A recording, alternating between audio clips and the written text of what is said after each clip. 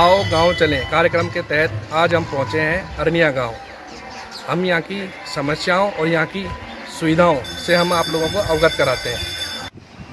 हमारे ग्राम पंचायत अरनिया में शिक्षा का बड़ा अभाव है। बच्चियाँ सीनियर तक तो स्कूल है, उसमें भी एक ही सब्जेक्ट है और उसकी आगे पढ़ाई के लिए यहाँ से कोई साधन नहीं है, आवाजाही की कोई सुविधा नहीं है।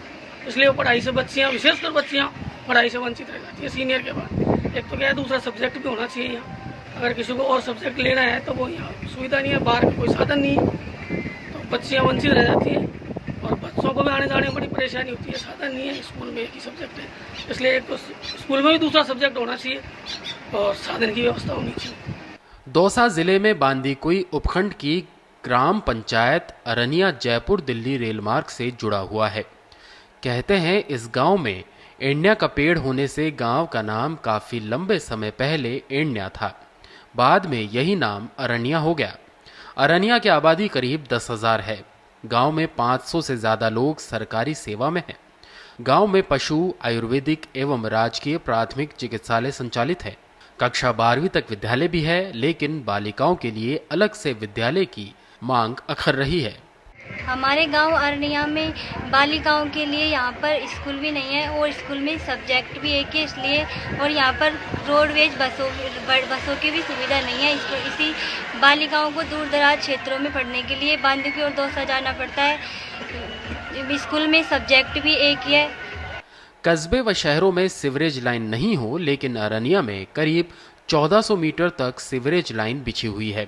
अरनिया रेलवे स्टेशन से प्रतिदिन 500 से 700 लोग जयपुर, दौसा और अलवर रोजगार के लिए जाते हैं, लेकिन मात्र एक ही सवारी गाड़ी अप डाउन में ठहरती है। ऐसे कुछ ट्रेनों का ठहराव हो जाए तो आवागमन की सुविधा मुहैया हो सकती है।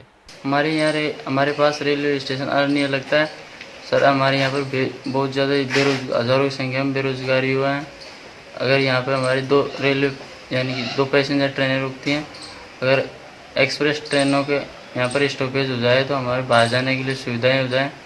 और हमारे यहाँ पर उच्च शिक्षा के लिए अगर यहाँ से बाहर जाने के लिए कुछ पैसेंजर ट्रेनें नहीं, एक्सप्रेस ट्रेनें नहीं हैं, अगर ये सुविधाएं हो जाएं सर हमारे लिए तो बहुत बहुत धन्यवाद आपको।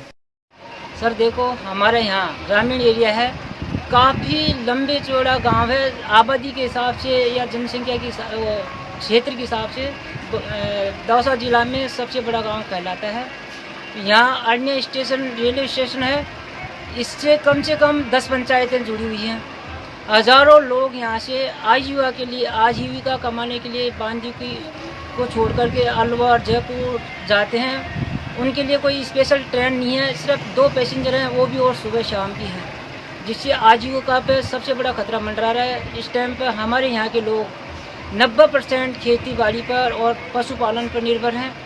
तो हमें हमारे स्टेशन पर अगर एक्सप्रेस गाड़ी रुकती हैं तो हमारी आजीविका और हमारे नए बालकों को शिक्षा का भी उन्नति का मार्ग मिलता है। साथ ही सबसे बड़ी समस्या हमारे पास स्टेशन पर जो प्लेटफार्म बना है, वहाँ रेलवे ने डंडा कर दिया है। वहाँ से भी हमको एक तगड़ी परेशानी आ रही है कि हमारे गांव बंटवारा हो गया है। क्षेत्र का मुख्य व्यवसाय कृषि एवं पशुपालन है। लोगों का कहना है कि क्षेत्र में मुख्य परेशानी पानी की है। ऐसे में यदि इस सरदा से पानी पहुंचा दिया जाए तो बेरोजगारी के संकट से भी दूर हो सकते हैं, क्योंकि लोग अब भूजल स्तर गिर जाने से, फसल नहीं होने से शहरों की ओर पलायन करने को मजबूर हो रहे हैं। हमारे ग्राम अरनिया में 10,000 से ऊपर की आबादी है। तो हमारे यहाँ पर ज़्यादातर किसान भाई हैं। किसान भाइयों को खेती और जानवरों पर ही निर्भर हैं। हमारे गांव में पानी की बहुत ज़्यादा समस्या है। हमारे गांव के पास में एक तो रेडिया बांध है और ईसरदा बांध। यहाँ से अगर हमारे को पानी की व्यवस्था हो जाए तो हमारी ये पेयजल समस्या बहुत संकट में है। हमारे जानवर और हमारी कृषि के लिए भी पानी की बिल्कुल ही समस्या, बहुत ज़्यादा समस्या है। तो किसी भी तरीके से हमारी समस्या को हल करने के लिए आपका सहयोग मिल जाए, हमारी टाइम पास हो जाए। गांव में सामाजिक सौहार्द एवं भाईचारा भी कायम है। यहाँ सभी वर्गों के युवा मिलकर आज भी राउंडर खेल खेलते हैं। ग्राम पंचायत अरनिया से करीब 2 दर्जन गांव जुड़े हुए हैं। ऐसे में इस गांव में 100 से अधिक दुकानें होने से अब कस्बे का रूप लेने लगा है। लोगों को रोजमर्रा की वस्तुएं भी गांव में ही मिल जाती हैं। इससे अब कारोबार भी बढ़ने लगा है। अरनिया गांव के अंदर स्वच्छता की दृष्टि से हम देखें तो अरनिया गांव में सीवर लाइन यहाँ पर डली हुई है, जिससे यहाँ पर स्वच्छता को बहुत महत्वपूर्ण जगह मिली।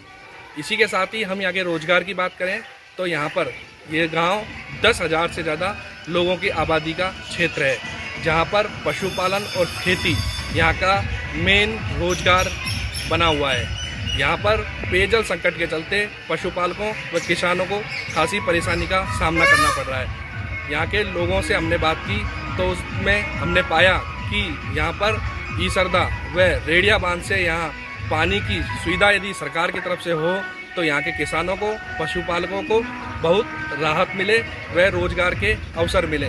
वहीं हम बात करें अरनिया स्टेशन की तो स्टेशन पर केवल 2 पैसेंजर ट्रेनों का ही स्टॉपेज है।